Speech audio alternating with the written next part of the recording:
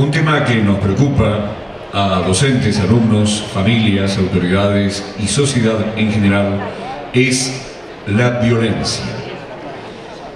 Antes de continuar, debo leer un mensaje que ha llegado del doctor Alejandro Castro Santander, que dice lo siguiente.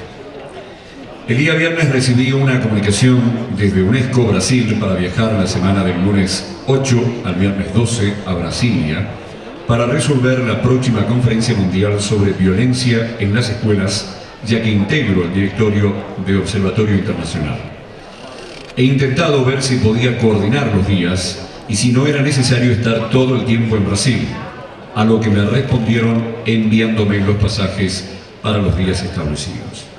Lamento esto, pero al tener esta responsabilidad con UNESCO no me dan opciones. Estuve viendo la posibilidad de alguien idóneo que me reemplazara en la conferencia y que tal vez pueda estar acompañando en los talleres, pero necesito que me digan si es posible. Ya tengo la funcionaria que me puede reemplazar en la temática de la violencia escolar. Ella es la licenciada Julieta Ruiz Fresquet y obviamente ha apuntado sus datos. Nuevamente pido disculpas por este imprevisto que estaba fuera de mi agenda. Y precisamente el doctor Castro Santander ha delegado en la persona de la licenciada Julieta Ruiz Fresquet el desarrollo de violencia en las escuelas, convivencia escolar. Cabe destacar que Julieta Ruiz Fresquet es licenciada en Psicología, coordinadora de programas de educación emocional en Fundación Mente Sana e integrante del gabinete psicopedagógico del Colegio ISEP. La vamos a recibir con un fuerte aplauso, por favor.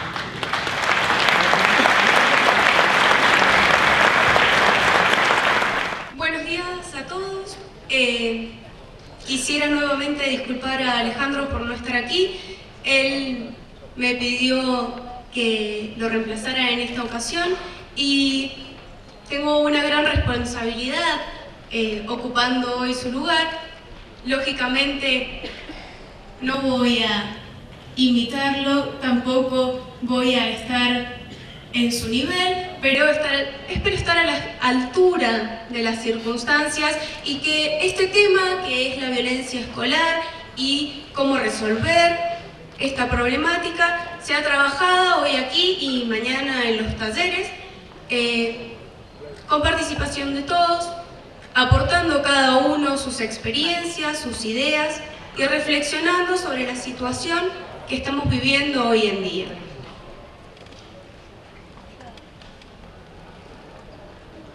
No funciona el... Ahí está. Para iniciar, vamos a definir qué es esto de la violencia escolar. La violencia escolar no es solamente conductas, sino también omisiones deliberadas que pueden causar algún daño o pueden ser potencialmente dañinas a nivel físico, a nivel psicológico, en cualquier miembro de la institución educativa. La violencia no solamente sucede en la escuela, entre sus distintos miembros, sino que también en muchas oportunidades se efectúa hacia la escuela. ¿Cómo es esto? A través del mal cuidado, a través de agresiones hacia los materiales, hacia las propias características físicas de la institución. Y también la violencia escolar se ve desde la institución educativa hacia sus miembros. La idea de esta disertación es poder evaluar ciertas causas de la violencia escolar, poder distinguir las distintas manifestaciones de la violencia y poder pensar nuevas alternativas de acción para poder abordarla efectivamente en cada lugar que cada uno ocupa. ¿Por qué hablamos de multicausalidad de la violencia? La violencia no tiene una causa única, no proviene de un lugar determinado, sino que incluye distintos sistemas que se van complementando e interrelacionando entre sí. ¿Cuáles son estos sistemas? Como núcleo central, la familia. Más allá se encuentra la escuela, las comunidades en las que cada uno se encuentra inserto, la sociedad en su conjunto, los medios de comunicación, Más allá podemos encontrar nuestra historia compartida como país, nuestros servicios sociales, nuestros servicios de seguridad, las relaciones que tenemos de manera internacional, los cada vez más grandes, los sistemas que influyen todos en la violencia. Hoy vamos a enfocarnos en algunos de ellos, principalmente el papel de la sociedad y de los medios de comunicación, el papel de la familia y el papel de la institución educativa como formadores de personas, como formadores de niños, de adolescentes y de adultos. ¿Por qué decimos que la sociedad hoy en día muestra un modelo violento? La sociedad expresa manifestaciones de violencia en distintos niveles. La sociedad toda nos muestra patrones que todos seguimos y que todos respondemos de esa manera. Por ejemplo, la sociedad nos muestra una falta de empatía y de tolerancia a la frustración que se manifiesta en cosas cotidianas, en cosas que nos preocupan, se manifiesta en la inseguridad, se manifiesta en la violencia de género, se manifiesta en las agresiones entre personas que piensan distinto, que creen distinto, que son de equipos de fútbol diferentes. Toda esta falta de intervención y de participación conjunta genera situaciones violentas y situaciones agresivas que van deteriorando los lazos interpersonales en todos los niveles. Incluso a nivel macro, a nivel social, también se ven estas diferencias.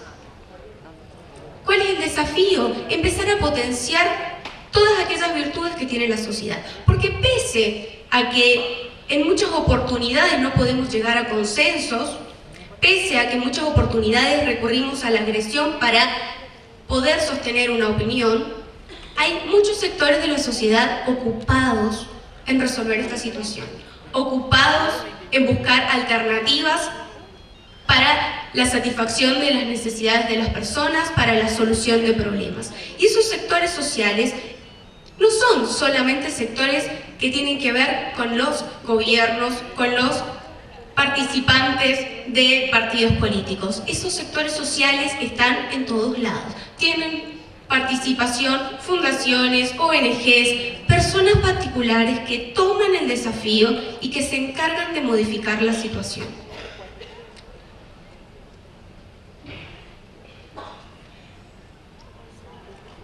Los medios de comunicación, a través de los cuales en general accedemos a toda esta información, también se han transformado en un emisario de conductas violentas. ¿Qué es lo que sucede en los medios de comunicación?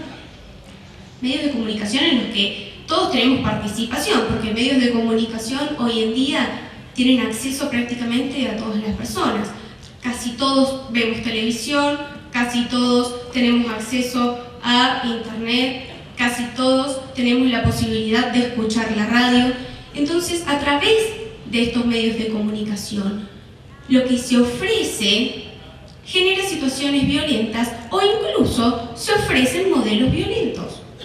Los chicos pasan en muchas oportunidades mucho tiempo en contacto con los medios de comunicación, con la televisión, que muestra a veces programas en los que lo primordial es la separación de los distintos grupos, por ejemplo en las escuelas, los populares, los no populares. De hecho, hoy en día hemos importado la palabra nerd y la mencionan en todos los niveles de la educación, y es algo que en nuestra cultura no se empleaba, eso viene de otro lugar. Entonces, los medios de comunicación influyen no solamente en nuestras palabras y en nuestro lenguaje, sino también en nuestros comportamientos y en nuestra tolerancia de la diferencia.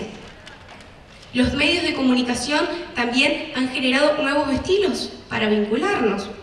De repente existen las redes sociales y las personas se comunican sin verse, se comunican a través de palabras escritas en un muro o en un chat, y también sirven, además de esa comunicación, para generar instancias en las que digo cosas que no me animo a decir frente a frente. Los chicos usan las redes sociales para decirse todo lo que no se puede decir en la escuela, en la casa, y para agredirse constantemente. Esto que ha llegado incluso a niveles bastante complicados, porque es un medio virtual, porque no todos tenemos acceso a ver lo que dijo o lo que hizo el otro, es una situación que los adultos tenemos que empezar a tomar como punto de partida para poder trabajar el tema de la violencia, ya que todo el mundo, todas las personas que estamos conectadas con estos medios de comunicación, tenemos que hacer uso de ellos para generar cambios. Tenemos que intentar hacernos responsables de los roles de cada uno. Tenemos que tratar de trabajar cuáles son las responsabilidades de los adultos respecto a los medios de comunicación. Tenemos que generar instancias de reflexión sobre lo que se ve en la televisión, sobre lo que se habla en la radio, sobre lo que pasa en la red. Tenemos que generar un espíritu crítico en los niños y en los adolescentes. ¿Por qué? Porque los medios de comunicación no van a desaparecer. Nosotros no podemos eliminarlos para solucionar el problema, ya existen. Tenemos que generar cambios desde la actitud que nosotros tenemos hacia ellos. Tenemos que involucrarnos, tenemos que aprender y tenemos que enseñarle a los chicos a observar de una manera crítica, a ver que ese programa de televisión muestra cosas que a veces son adecuadas y a veces no, que puedan distinguirlas, que puedan pensar qué pasaría si eso fuera real y no la televisión. Hoy en día hemos naturalizado tanto la violencia que almorzamos con el noticiero prendido y con la imagen de un cadáver porque hubo un asesinato. Hemos llegado al punto de que eso no nos genera nada. Entonces, si nosotros como adultos no podemos distinguir eso, los adolescentes y los niños se encuentran en una situación mucho más complicada porque dependen de una guía. Entonces, el trabajo con los medios de comunicación es integrarlos a nuestra vida como herramientas, pero también evaluar lo que se ve, lo que se hace y lo que se dice en ellos. Otro factor importante en el tema de la violencia es la familia. La familia ha cambiado a lo largo del tiempo, es algo visible, ha cambiado su configuración, ha cambiado su forma de ver la realidad, han cambiado sus valores. Esto no es ni bueno ni malo en sí mismo, sino que la familia hoy en día ha perdido ciertas responsabilidades que en otros tiempos eran suyas y nada más que suyas.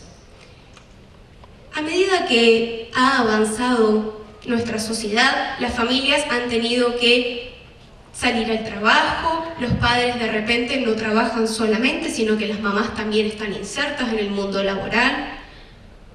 Hay una gran cantidad de tiempo no compartido con sus hijos, que pueden compartirlo otras personas, o que cuando están compartidos la televisión se transforma en lo que media entre ellos. Esas situaciones, las situaciones de violencia en los hogares, las situaciones de violencia física y las situaciones de violencia psicológica, que los chicos perciben, que los chicos ven, que los chicos sienten, hogares en los que se comunican de formas inadecuadas, hogares en los que la solución de problemas tiene que ver con represiones físicas, hogares en los que la forma comunicacional tiene que ver con la agresión. Para yo ganar algo necesito ejercer algún tipo de violencia sobre el otro. Eso que nos parece tan terrible es algo muy habitual, porque la violencia no solamente son golpes. La violencia se puede ejercer con nuestras palabras, con lo que decimos, cuando elegimos decir las palabras que al otro lo van a lastimar. Entonces, la familia tiene que volver a su rol, tiene que volver a poner límites, volver a ser autoridad. ¿Por qué esto de los límites y de la autoridad? Los límites son un continente, son un marco para todas las personas. Todos vivimos con límites. Vivimos con límites en nuestro trabajo, vivimos con límites en nuestra sociedad. Nadie puede hacer lo que quiere cuando quiere. Hay pautas que seguir y a medida que vamos creciendo, vamos teniendo mayores libertades y mayores responsabilidades respecto a esas decisiones. Pero los límites, cuando las personas somos pequeñas, son imprescindibles. Los límites nos brindan seguridad.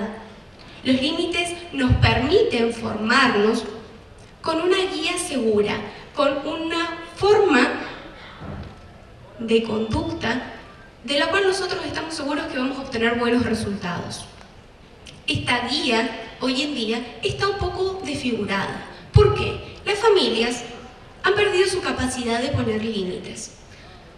O bien porque les cuesta poner el límite, o bien porque los límites son inadecuados, porque son exagerados, o porque de repente no se sostienen en el tiempo, no son claros, confunden a los niños que en realidad deberían brindarles esa seguridad de la que hablábamos. Entonces, la situación de límite está completamente desfigurada en la persona como infante, como adolescente. Y cuando llegan a la escuela, que la escuela tiene una cantidad de límites diferentes a los del hogar, surgen los problemas. ¿Por qué? Porque los chicos están acostumbrados a una cosa en casa y en la escuela no pueden hacer lo mismo.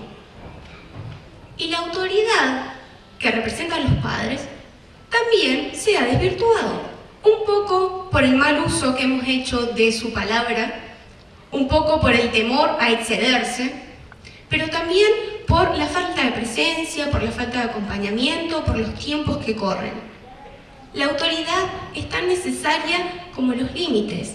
Todos los niños necesitan a alguien en quien puedan confiar cuando surge un problema. Todas las personas necesitamos a alguien que tenga en una situación determinada un lugar especial para nosotros, para poder resguardarnos, para poder asegurarnos ciertas cosas y para poder protegernos. En la niñez y en la adolescencia es imprescindible. Y la autoridad de la familia tiene que estar en trabajo conjunto con la autoridad de la escuela. Es un tema que vamos a tratar en un ratito, pero quiero que se queden pensando en esto, en la importancia de la autoridad para las personas, en que autoridad no es autoritarismo. Autoridad puede ser una autoridad que plantea sus pautas de una forma democrática, por ejemplo, en la escuela, o que es comprensiva con las situaciones contextuales en las que se producen las distintas conductas. Pero sí tiene que existir. También existe un problema entre la escuela y la familia. La familia ha cambiado tanto que ha ido delegando ciertas responsabilidades a las instituciones educativas. Tanto así que en muchas escuelas los chicos comen, en muchas escuelas los docentes y los directivos tienen que buscar abrigo para los chicos. No es la situación de todas, pero sí también es la situación de todas que de repente hay niños que no reciben la contención necesaria en su casa y que el docente, el profesor, el preceptor son quienes tienen que ir a saldar eso que no se está cubriendo desde la familia. Incluso la familia exige a la escuela, exige cosas que a la escuela en otro tiempo no le correspondían. Exige, por ejemplo, que la escuela se haga cargo de la situación emocional de los alumnos. Exige que la escuela brinde ciertas explicaciones por las notas de un alumno en una libreta. Son cosas que en otro tiempo no sucedían, pero que hoy en día son comunes, a todos les pueden haber pasado. Y la familia, pese a todas estas exigencias, no muestra ningún tipo de participación. Las reuniones de padres, en general, no tienen la concurrencia que uno quisiera, a no ser que sea por algo muy particular, una entrega de libretas, o que si no van no puede pasar tal o cual cosa. Cuando se trata de trabajar en conjunto, la familia ha dejado de participar, ha dejado también de sentirse parte. Entonces, el trabajo que se tiene que hacer con la familia es indispensable.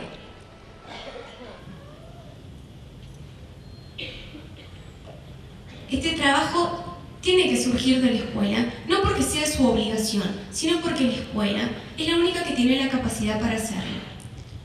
Las escuelas no pueden obligar a los papás a ir a una reunión de padres ni a participar, pero puede generar instancias de participación, que en un principio pueden estar desiertas, pero que a medida que se avanza en el tiempo, las personas se van integrando, van notando cuál es el ofrecimiento de la institución y por qué es tan importante su participación.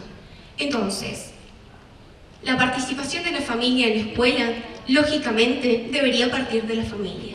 Como eso no está sucediendo, la escuela tiene que tomar el rol de iniciador, de intentar generar nuevas propuestas, de usar la creatividad para tratar de atraer a esas personas que son tan importantes para nuestra sociedad y para nuestros alumnos.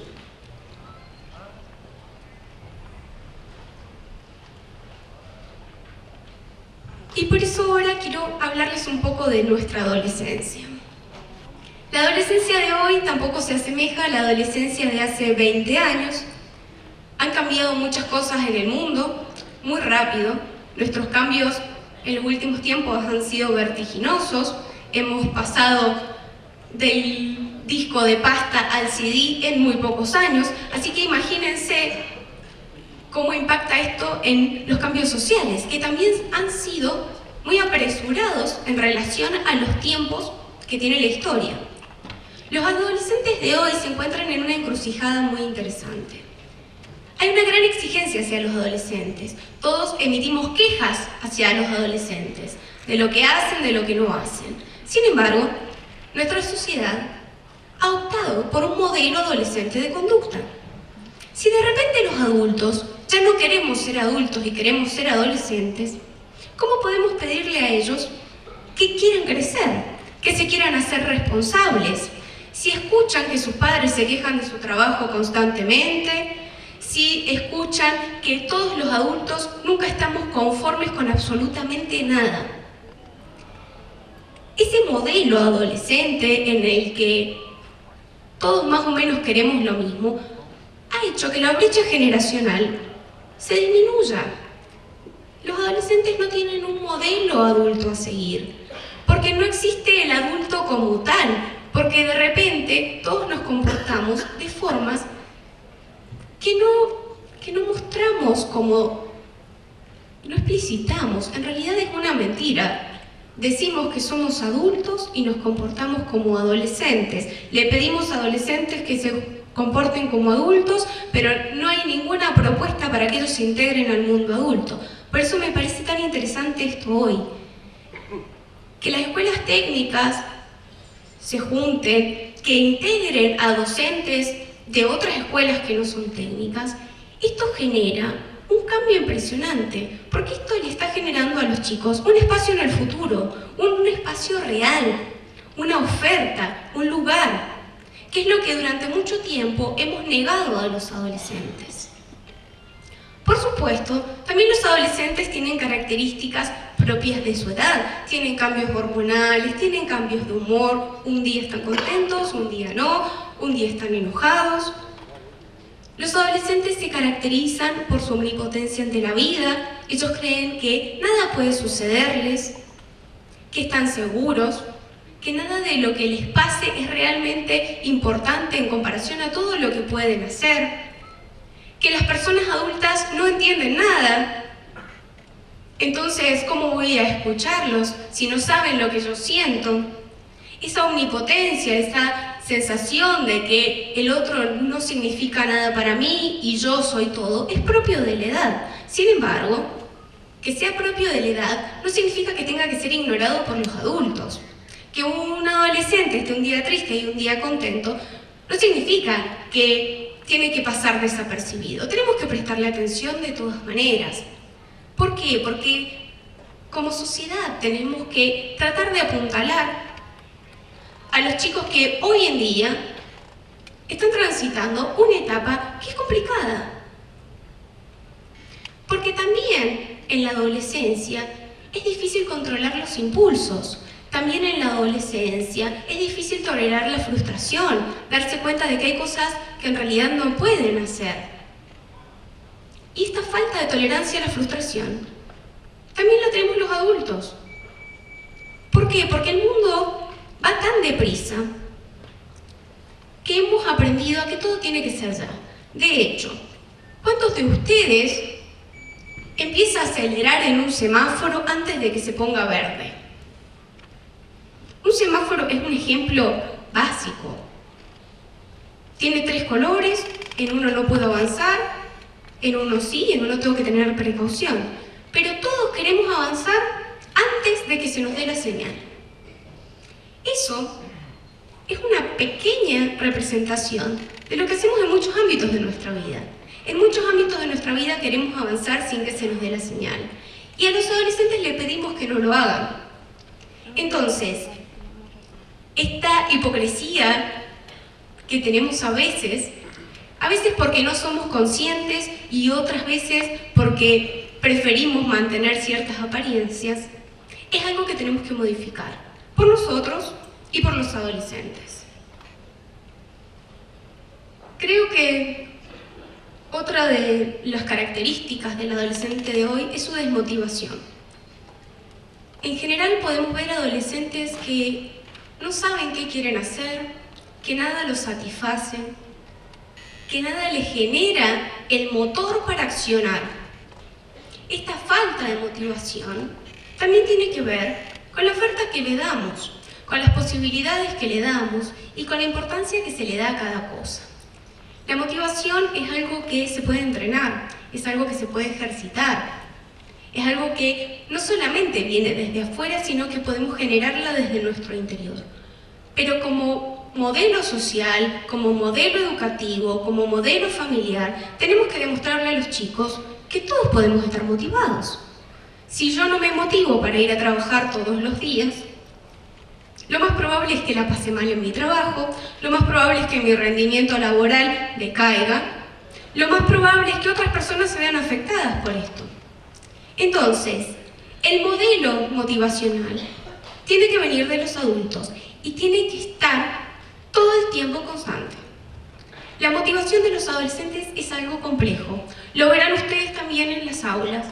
Verán cómo cuesta que los chicos mantengan su atención, su predisposición y su participación a lo largo de todas las clases del año.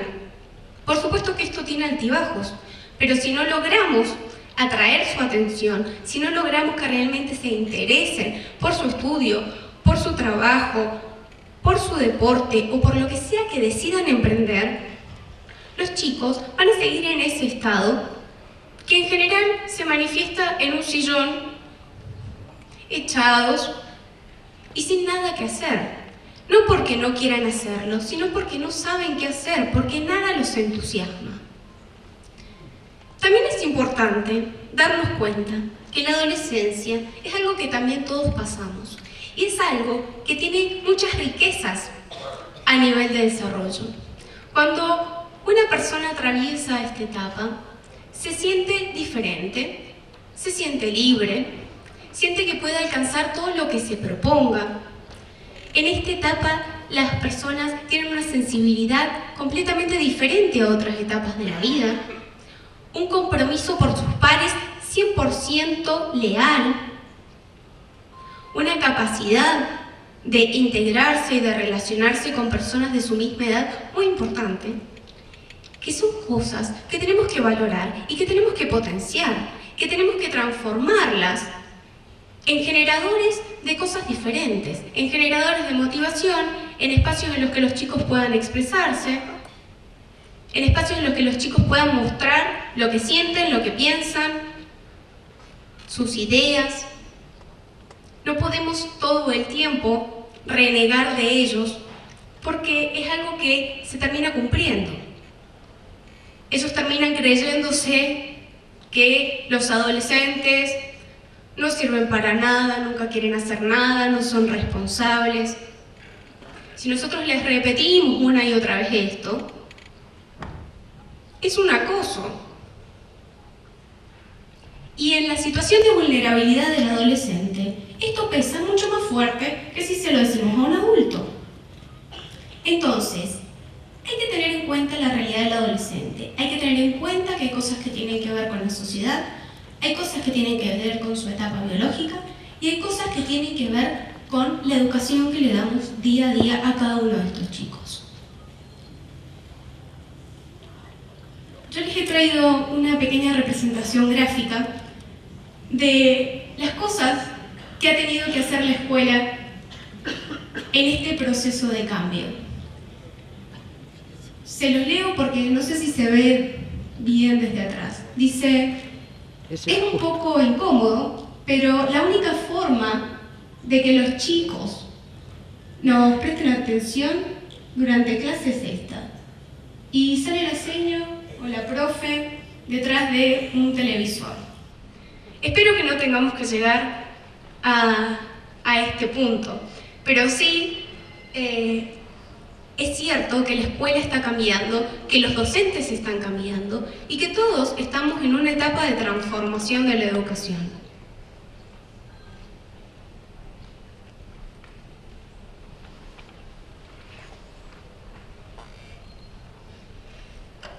Todas las problemáticas personales, las problemáticas familiares y muchas problemáticas sociales emergen en la escuela. La escuela es un espacio de contención de personas, un espacio en el que los niños, los adolescentes y los adultos que allí trabajan pasan muchas horas de su día. Es un espacio en el que se comparten experiencias y es un espacio en el que brotan todas esas cosas que en otros lugares tal vez no tienen la posibilidad de ocurrir. ¿Qué ha pasado con la escuela? La escuela ha ido cambiando y en ese proceso de cambio ha caído también en algunas falencias que podemos ver en otros sistemas sociales. Las normas en la escuela se han transformado en algo situacional y en algo subjetivo. Como decíamos antes, los límites son necesarios. Y las normas son límites que se pueden construir entre todos, pero que si existen, tienen que cumplirse. Las normas hoy en día dependen del humor del profesor, dependen del alumno al que tiene que aplicarse, del día de la semana. Y eso es algo que no puede seguir así. Las normas tienen que ser iguales para todos, porque eso también nos permite que todos tengamos las mismas posibilidades de acción y que todos tengamos las mismas posibilidades de responsabilizarnos por nuestros actos. Si el abanderado de la escuela comete una falta y merece una amonestación, esa amonestación tiene que ser hecha como corresponde. No porque sea el abanderado puede desligarse de la responsabilidad de lo que hizo. Tampoco puede suceder que por el mismo hecho un chico que de repente pasa muchas horas al día en la dirección tenga más amonestaciones que otro. Entonces, hay que buscar el equilibrio. Las normas tienen que ser consensuadas para que todos se sientan parte de un mismo sistema, para que todos se comprometan a cumplirlas. Pero en el momento en el que eso sucede, tiene que ponerse en vigencia y cumplirse para todos por igual. Si no, es una desigualdad de oportunidades. Porque todos los chicos tienen el mismo derecho a ejercer su libertad, pero todos los chicos tienen que tener las mismas responsabilidades. Eso es algo que se aprende. Si nosotros no les brindamos el marco para que ellos puedan aprender ese tipo de cosas, es algo que no va a suceder. También existe un desacople de subjetividades. De repente los docentes o los profesores fueron educados para encontrarse con un grupo de alumnos que hoy en día no existe. Fueron educados con ciertas herramientas de trabajo que hoy en día les son insuficientes. Y se encuentran con chicos que tienen ritmos diferentes a los que ellos pensaban, que tienen formas de aprender diferentes, que tienen formas de comunicarse diferentes, y estas grandes brechas entre docentes y alumnos generan muchos conflictos. Conflictos porque generan frustraciones, porque uno se para frente a un curso y de repente no sabe qué hacer. Entonces, este desacople de subjetividades también puede ser marco de situaciones de agresión. La agresión puede también usarse como medio, y eso es algo terrible. A veces en las escuelas la agresión surge como medio para ser más importante que otro, para responder a la agresión de otro, para poder superar ciertas emociones. Entonces agredo para no hacerme cargo de lo que siento. Y esto va generando círculos de violencia en la que todas las personas terminan estando involucradas. La formación de los... Aquí estamos. La formación de los docentes y las herramientas que se les brindan son indispensables. Obviamente eso es algo que tiene que ocuparse tal vez todas aquellas tecnicaturas, todas aquellas licenciaturas, todas aquellas formaciones terciarias de las que cada uno de ustedes han optado, han surgido y gracias a las cuales pueden estar hoy en día en este rol.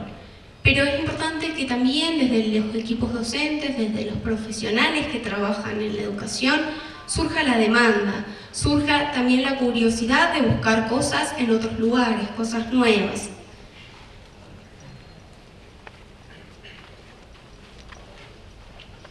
¿Por qué? Porque se genera un desgaste muy importante en el docente. Muchos docentes ya no quieren estar enfrente a las aulas, están cansados, están agotados. Muchos docentes tienen licencias por enfermedades muy prolongadas, licencias psiquiátricas. Muchos docentes no tienen ganas de salir de su casa para ir a la escuela. Surgen problemas muy importantes en la salud de las personas por esto. Y es algo que hay que tener en cuenta, porque todos los docentes trabajan con su cuerpo. Si de repente su cuerpo está enfermo todo el tiempo, si de repente su cuerpo les está señalando que hay algo que funciona mal, hay que prestar atención. No es casualidad que esto esté ocurriendo. Entonces, todas estas problemáticas docentes, que son reales, que son frecuentes y que van generando muchos conflictos también dentro de las escuelas. ¿Por qué? Porque de repente los papás vienen y se quejan de que se cambiaron los docentes, porque de repente hay una modificación impresionante en el equipo y los alumnos tienen que readaptarse a una nueva persona en el aula, porque también los docentes son humanos y también son extrañados, también son queridos dentro de la institución educativa. Entonces, todos estos factores que influyen en los docentes generan situaciones conflictivas. En la casa también, de repente el docente que todos los días iba a trabajar a su escuela, está de licencia y está en la casa todo el día. Y de repente su familia también tiene que readaptarse y él mismo tiene que readaptarse a una situación que no es buscada. También surge un conflicto con los profesores. ¿Qué pasa con los profesores? Los profesores andan yendo de una escuela a otra y no alcanzan a conocerse entre sí. El trabajo en equipo para ellos es muy difícil. ¿Por qué? Porque si yo tengo 2 horas en una escuela y 2 horas en otra, lo más probable es que tenga que andar corriendo de un lugar a otro y no tenga tiempo de encontrarme tal vez con mi par en alguna instancia para conversar, para reflexionar, para acordar ciertas pautas. Y tampoco voy a sentir que pertenezco a un lugar si solamente lo frecuento 2 horas a la semana. Esta situación es complicada. ¿Por qué? Porque acumular las horas en un mismo colegio a veces resulta imposible. Porque tampoco pueden los docentes o los profesores hacerse cargo de todas las situaciones que ocurren en cada una de las escuelas, porque no alcanza el tiempo. Entonces, ante esas circunstancias, también existe un desgaste de estos profesionales que de repente sienten que van de un lugar a otro y no se quedan con nada, que de repente sus tareas terminan siendo algo rutinario, que no pueden generar cosas nuevas, porque el tiempo no los avala, porque las circunstancias de la escuela a la que pertenecen tampoco. Entonces, esta situación, que me imagino tiene que ser planteada también en otros ámbitos, hay que tenerla en cuenta. Por eso también los preceptores han cobrado un rol muy importante, porque los profesores ya no pueden disponer de todo el tiempo en una institución. El único que está ahí todo el tiempo es el preceptor. Y si bien es la persona de mayor confianza de los alumnos, la persona que suele detectar ciertas problemáticas, también es la persona que recibe las quejas de todos los miembros de la institución. El preceptor es el que recibe la queja de los alumnos es el que recibe la queja de los profesores y también de los directivos y los padres. Entonces, en esta situación también existe un gran desgaste. Y si no tienen herramientas para trabajar con estas cosas, el desgaste es aún mayor. Porque se sienten desolados. Sienten que no hay un acompañamiento, sienten que no hay nadie que los respalde ante sus decisiones o ante sus intervenciones. Su rol es imprescindible y por eso hay que cuidarlo. Igual que el de cada uno de ustedes. Cuidarnos a cada uno y cuidar también a nuestros pares, a otros profesionales y a todos los que transitan por la institución educativa.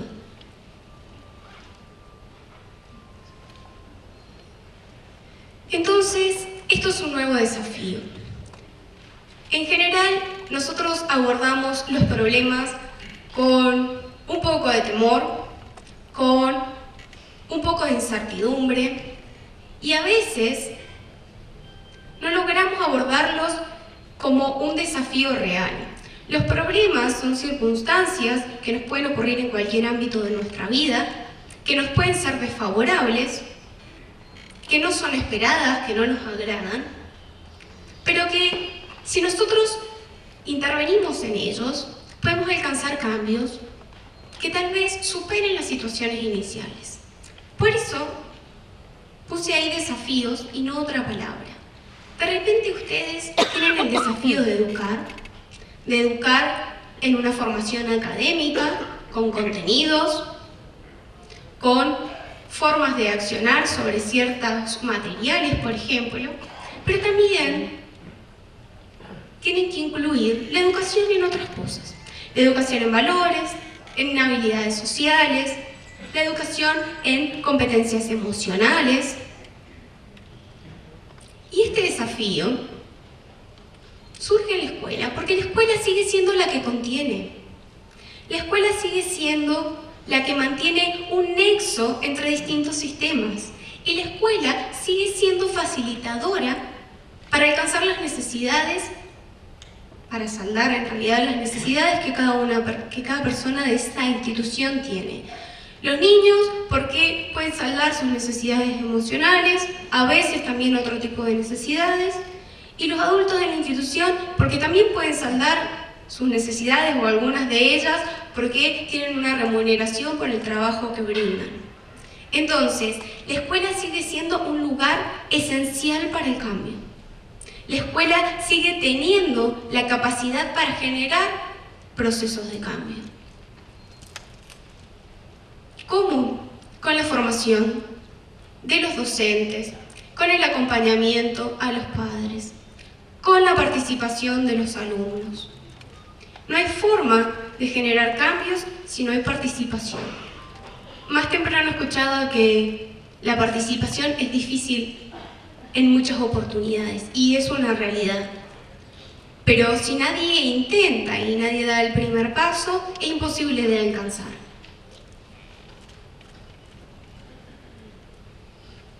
Bien, vamos a describir brevemente algunas manifestaciones de la violencia. La idea de esto es que tengamos un panorama general de lo que puede suceder, de lo que es violencia y de qué es lo que está pasando en nuestra provincia, en otras provincias, dentro de las escuelas.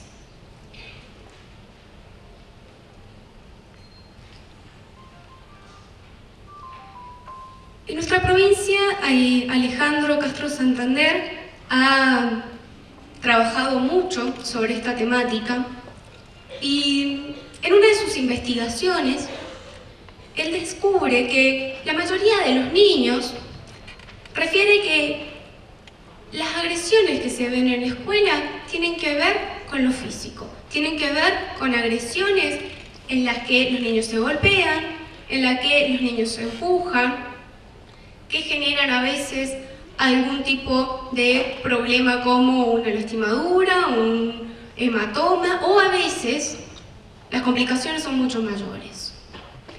Ocupan en segundo lugar las agresiones verbales, los apodos, las formas de referirse a otras personas o las calificaciones que hacen de ellos. Lo que se dice incluso cuando esas personas no están presentes. Y también habla de la violencia social. La violencia social hoy se ve básicamente como una violencia en la que yo discrimino al otro del grupo al que pertenezco. Esa persona no puede acceder a mi grupo por tal o cual motivo y lo excluyo, lo corro de este vínculo. La violencia social es muy importante porque las consecuencias en general no son tan visibles como la violencia física. Las consecuencias de la violencia social, de quien padece la violencia social, a veces son imperceptibles y las descubrimos cuando ha llegado a un avance tan grande que la situación resulta muy complicada de trabajar. La violencia social no solamente daña a las personas, sino que también daña su autoestima, daña su forma de percibirse a sí mismo y también daña la forma de pensar cómo nos ven los demás.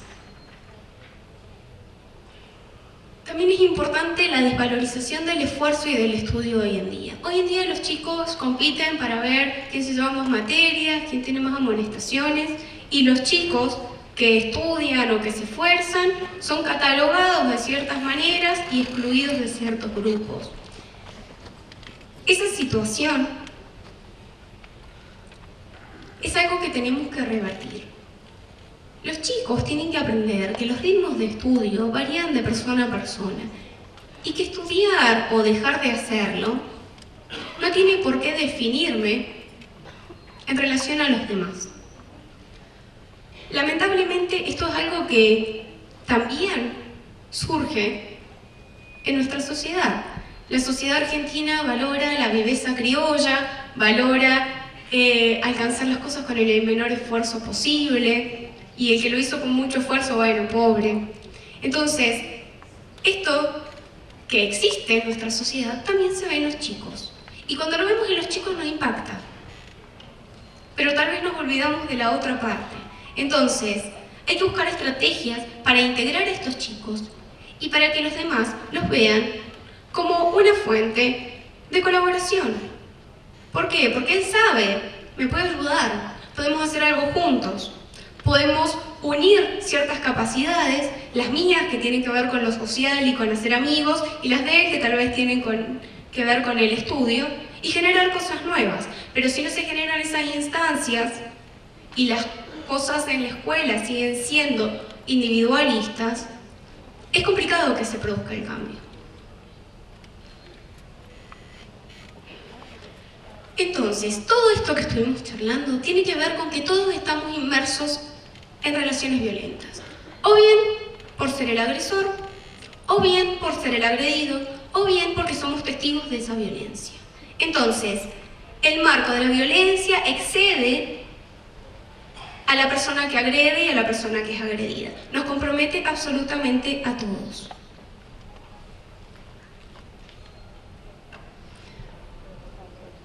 Traje esto del bullying no porque se trate exclusivamente de esto en la disertación, sino porque es una palabra que está dando vueltas por ahí, que a veces se malinterpreta, a veces se usa de manera inadecuada, a veces incluso los mismos chicos la mencionan sin saber lo que realmente significa. El bullying no es cualquier tipo de violencia. El bullying es una violencia sistematizada, un abuso constante, físico o psicológico, contra una persona determinada. El bullying es algo que resulta frecuente, es algo que dura en el tiempo, no es algo que pasa una sola vez. Y tiene que ver con un desequilibrio de poder entre las partes. Hay una persona o un grupo de personas que tiene más poder que otra y por eso ejercen violencia sobre eso. Entonces, el bullying no es solamente una agresión o un grupo de agresiones, es una sistematización, es algo consciente y muchas veces es algo planificado. Entonces, hay que estar atentos a estas situaciones, porque ocurren, pero también hay que estar atentos al uso de estas palabras. ¿Por qué? Porque cuando nosotros hablamos de bullying, estamos queriendo decir ciertas cosas y estamos queriendo tratar de representar ciertos actos y ciertas consecuencias de esos actos. Entonces, tenemos que emplearlas adecuadamente para que no se confunda con otro tipo de agresiones que tienen una menor intensidad, que no significa que sean menos importantes y que no significa que sean menos percibidas por las personas a las que son efectuadas, pero sí son diferentes.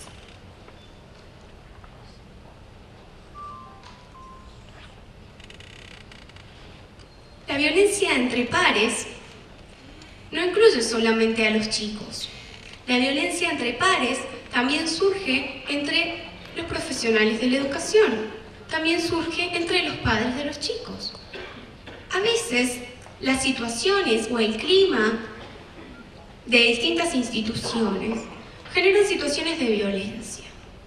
En general, tienen que ver con la no colaboración, con el hostigamiento, tienen que ver con ciertos rumores de los que de repente todos hablan en la institución y que se dirigen o que tratan sobre una persona en particular, y que eso genera un problema para esa persona. Y esto tiene que ver con nuestra responsabilidad, con nuestro rol. Nosotros no podemos comportarnos como adultos si generamos este tipo de situaciones. No significa que en todos los lugares en los que estemos tenemos que tener a todos como amigos. Eso es una irrealidad, incluso dentro de los cursos. Significa que tenemos que aprender a convivir, incluso con el que piensa diferente, incluso con el que hace cosas que yo no comparto.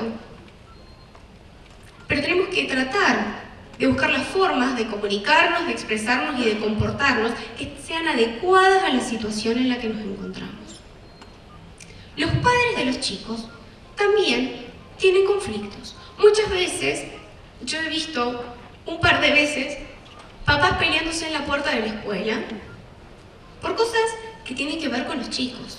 Que no significa que los papás no puedan intervenir, sino que la forma en que intervienen es completamente inadecuada. Los papás muestran a los chicos que la forma de resolver el problema es con golpes, con insultos, con maltrato. Entonces, esta situación de violencia entre pares supera la violencia entre pares dentro del aula. Va más allá. Y también tenemos que tenerla en cuenta a la hora de generar cualquier tipo de cambio o de propuesta. Para eso hay que trabajar en equipo, para eso hay que comenzar a escuchar al otro, a ejercitar la empatía, a ponernos en su lugar, a ver lo que siente, a ver lo que dice, a ver lo que piensa.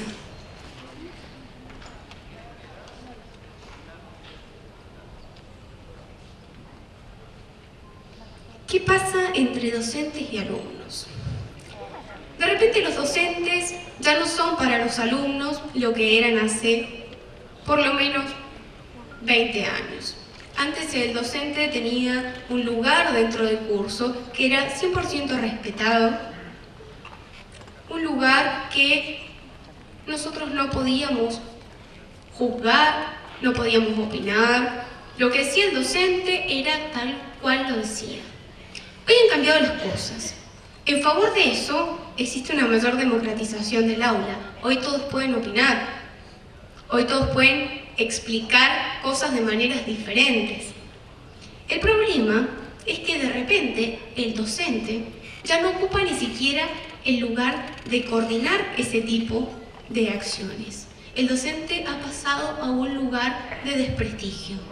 Un lugar que alguien lo tiene que ocupar y por eso está esa persona ahí. No tiene el valor que realmente representa. Los docentes son invaluables. Los docentes son el pilar, no solamente de nuestro presente, son el pilar de nuestro futuro como sociedad. Entonces, si los docentes no son valorados, las complicaciones son inmensas. Porque los chicos le faltan el respeto a los docentes, los chicos insultan a los docentes, los chicos agreden físicamente a los docentes. Hemos visto incluso que no solamente los agreden, sino que los filman y los suben a internet. Entonces, esta realidad genera un vínculo entre docentes y alumnos muy complejo. ¿Por qué? Porque para poder representar la autoridad, los docentes terminan apelando a ir, dar la clase y volver a su casa. Entonces, la situación que vive el docente en el aula con este tipo de conductas hacia ellos es realmente un problema.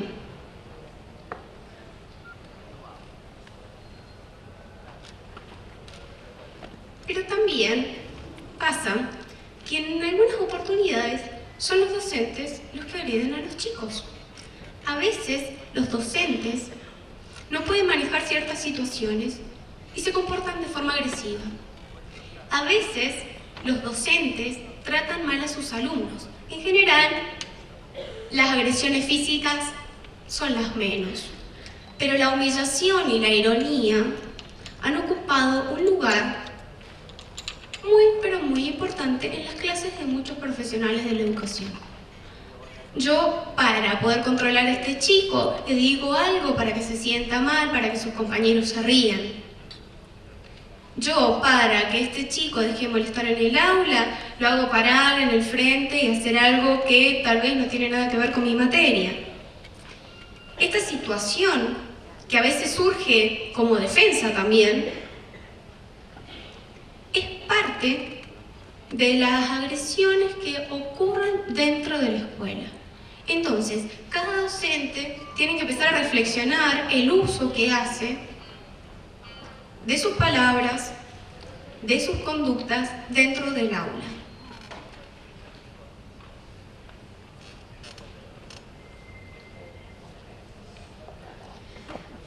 Ha cambiado un poco también la relación entre docentes y los papás. Acá el dibujito muestra más o menos qué es lo que pasaba antes, por ejemplo, con una libreta de notas, y qué es lo que pasa ahora. Antes los papás y los docentes estaban en la misma situación. El niño o el adolescente se sentía mal porque no había alcanzado las expectativas de sus adultos, porque no había podido lograr ese paso a otro nivel. Y hoy en día, el que se siente mal es el docente, porque no solamente se siente mal porque el chico no pudo alcanzar los objetivos planteados, sino que también se siente mal porque el chico llega con sus papás a reclamar.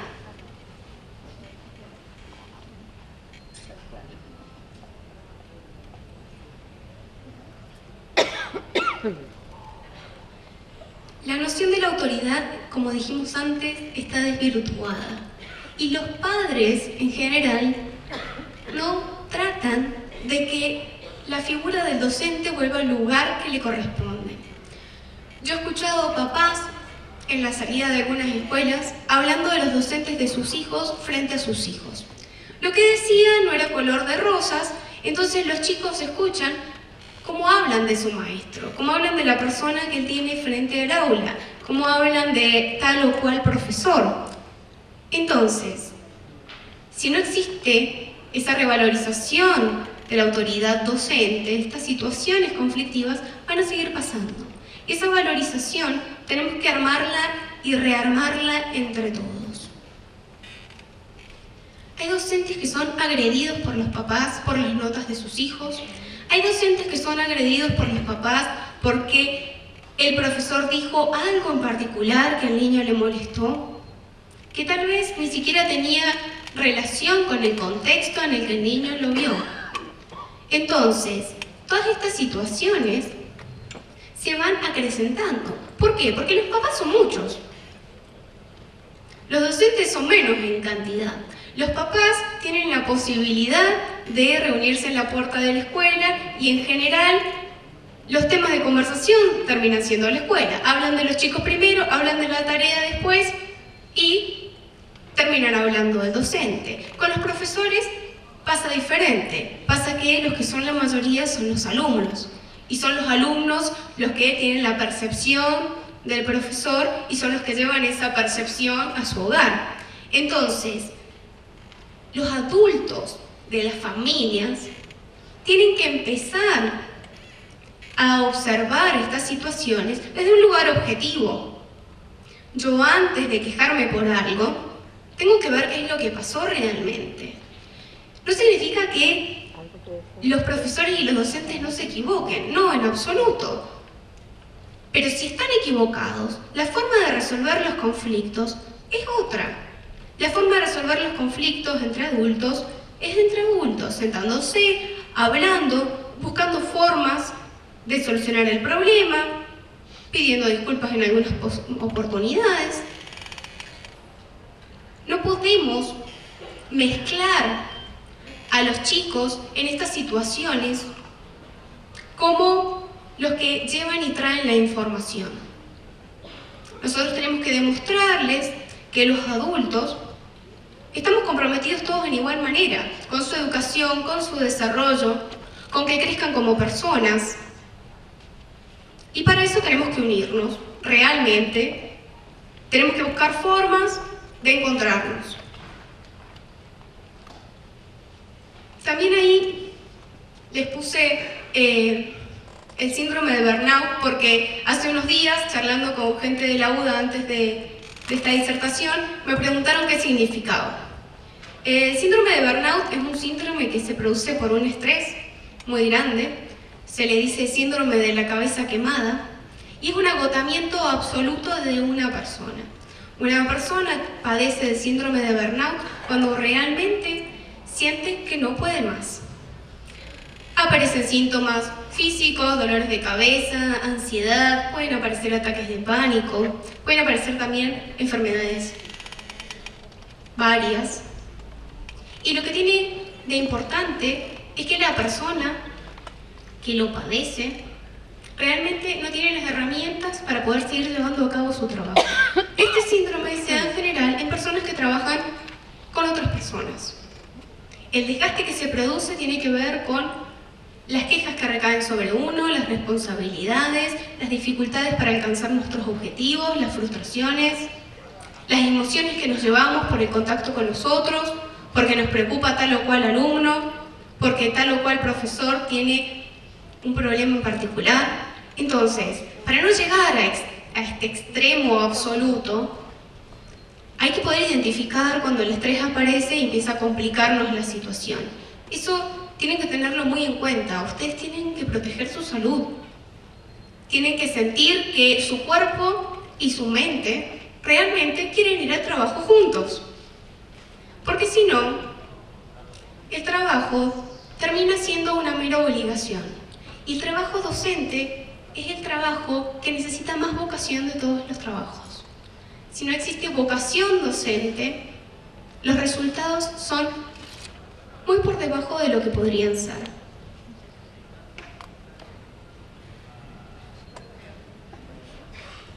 Entonces, hay que incluir a los padres y también tenemos que reflexionar sobre lo que cada uno puede hacer para el cambio, sobre lo que cada uno puede proponer para que esto suceda.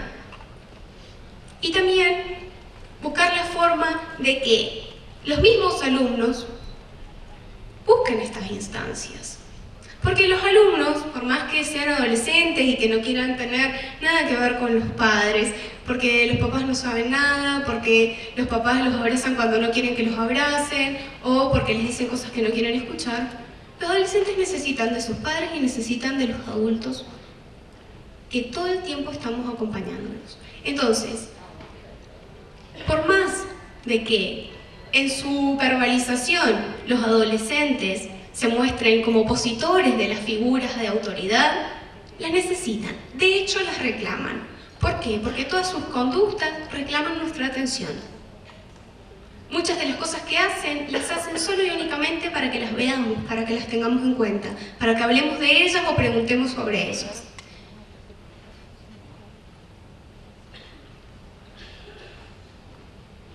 Por último, quiero destacar la violencia institucional. Hoy en día, la institución educativa hace que muchos de sus miembros no se sientan acompañados.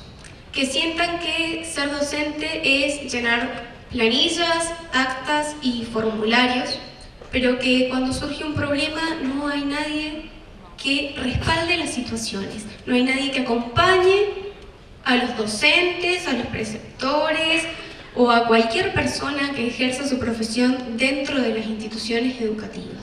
Se sienten solos. Por eso también cuesta tanto tomar decisiones.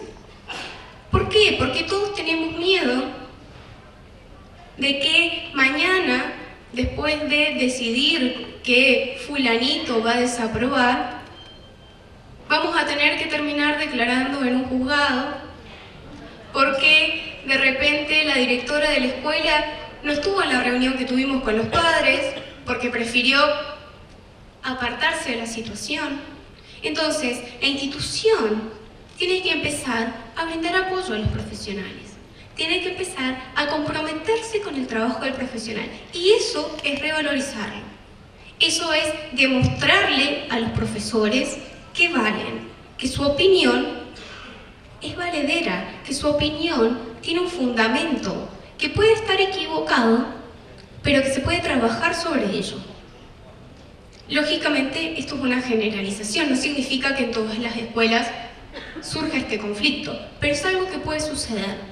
Es algo que, de hecho, yo he escuchado quejas sobre ello, porque el sentimiento de abandono es un sentimiento muy fuerte y es un sentimiento que lleva de la mano un montón de otras cosas.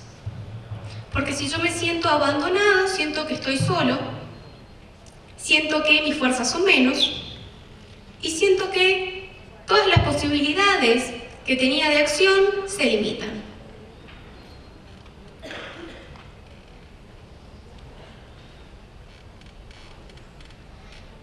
Para ir terminando, yo les he traído algunas sugerencias para trabajar la convivencia escolar.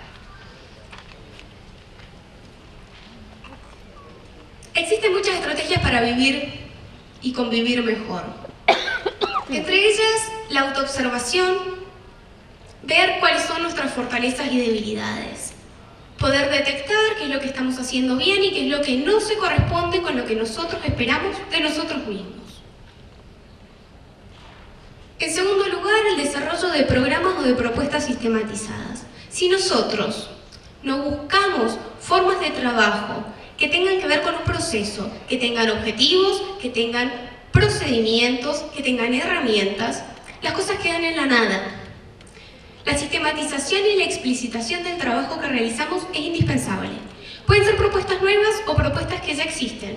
Hace poco me enteré que hay una ley de la UDA en Nación para poder elaborar un consejo interdisciplinario que colabore con la violencia escolar. Esa es una opción, pero no es la única. Hay organizaciones que trabajan en contra de la violencia escolar, hay observatorios de la violencia escolar, hay cosas que cada uno puede hacer dentro del aula y hay cosas que puede hacer la escuela con todos sus miembros. El tema es que esté organizado, que sea algo que va a durar en el tiempo y no que vamos a hacer hoy y mañana vamos a dejar de hacerlo. Porque la violencia no se va a ir de hoy para mañana. Es un cambio que requiere tiempo, que requiere mucho tiempo y que requiere participación y compromiso de muchas personas. Entonces, tiene que estar bien organizado, bien planificado y bien consensuado entre quienes lo van a llevar a cabo. También son importantes las instancias de reflexión. Si la escuela no proporciona instancias en las que todos pensemos, es muy difícil que nos tomemos ese tiempo cuando estamos volviendo a casa preguntándonos qué vamos a hacer de comer o lo que me voy a encontrar cuando llegue. La escuela tiene que brindar espacios para que todos reflexionen. Tiene que integrar a todos. Todas las cosas que mencioné antes tienen que tener la participación de todos los actores. Los profesores no son los únicos que tienen que reflexionar ni autoobservarse. También tienen que autoobservarse los niños, los adolescentes, los padres, los directivos. También tienen que buscar formas para el cambio todos esos miembros. También tienen que participar en la reflexión. Y lo último, que tal vez es lo más difícil porque a veces escapa de nuestras manos, es la formación. Todos tenemos que formarnos herramientas para trabajar con estas cosas. La violencia es un tema muy complejo y las formas de abordarla son muy variadas.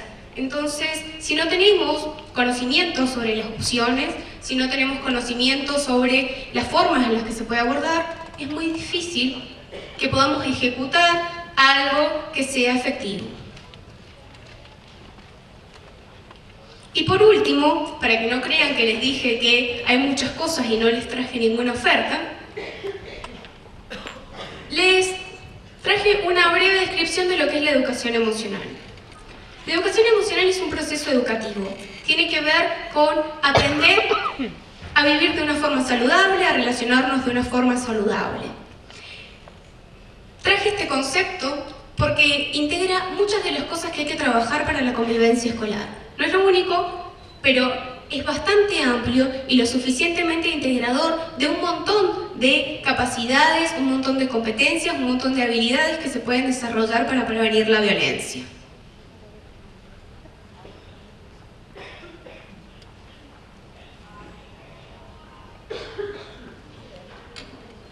La conciencia emocional es darnos cuenta de nuestras propias emociones. La empatía es poder detectar las emociones y pensamientos de los demás y poder vincularnos con el otro a partir de lo que el otro siente, a partir de lo que el otro piensa.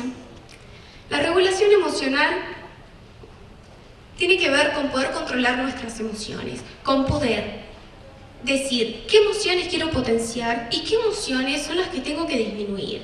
Si yo utilizo mi ansiedad para mantenerla como motor de mis actividades, está perfecto, pero si mi ansiedad me supera y no me deja hacer nada de lo que quiero, tengo que regularla. Lo mismo pasa con todas las otras emociones que son propias de los seres humanos, no podemos escapar de ellas, pero tenemos que aprender a ver si la intensidad de la emoción se corresponde con las situaciones que la originaron. Las habilidades sociales son imprescindibles para poder trabajar la violencia escolar. Ser hábil socialmente es tener capacidades para poder relacionarme de una forma saludable, para poder tener en cuenta mis derechos y los derechos de los demás. La solución de problemas y la autonomía personal tienen que ver con todas las capacidades que nosotros tenemos desde nuestro interior y hacia afuera. Desde nuestro interior, con la autonomía personal, nuestra autoestima, nuestra capacidad de vernos haciendo ciertas cosas, nuestra automotivación y la solución de problemas como estrategias para generar alternativas. Si yo solamente conozco una forma de solucionar las cosas, siempre voy a tener una forma para solucionar las cosas. Si yo veo que la violencia es la forma en la que las personas resuelven sus conflictos, lógicamente voy a implementar la violencia para resolver mis conflictos. Sin embargo, si yo tengo un abanico de posibilidades diversas, algunas tal vez un poco alocadas, tengo muchas posibilidades de acción, tengo muchas alternativas que me van a mostrar distintas consecuencias de cada una. Eso es lo que tenemos que generar formas de trabajo cognitivo que generen alternativas. Es lo que se hace cuando una persona recibe un problema de ingenio, que de repente tiene que buscar un montón de formas de resolver algo que parece imposible de solucionar. Lo mismo tenemos que ejercitar en nuestra vida. Y por último, detectar el contexto. Todas las personas estamos insertas en un contexto particular, que se relaciona con muchas otras cosas. Entonces, parte de cualquier programa o de cualquier decisión que se tome dentro de la escuela tiene que tener en cuenta el contexto. Tiene que tener en cuenta dónde se va a hacer, con quiénes se va a hacer, si con este o con aquel curso, si durante este año o durante el año que viene, si va a durar más o menos tiempo de acuerdo a la situación particular de cada lugar.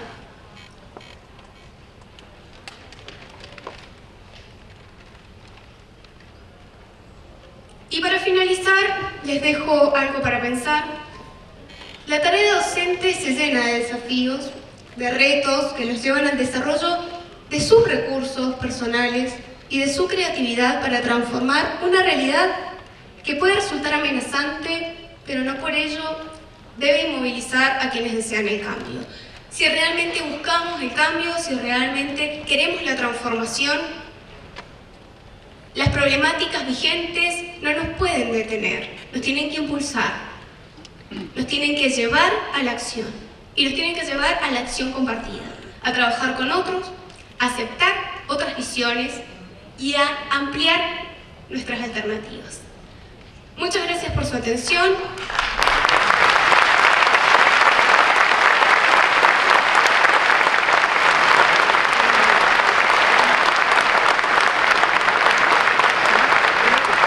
Espero que disfruten un rico almuerzo y que sigan participando del Congreso y escuchando a otros disertantes y participando mañana también de los talleres.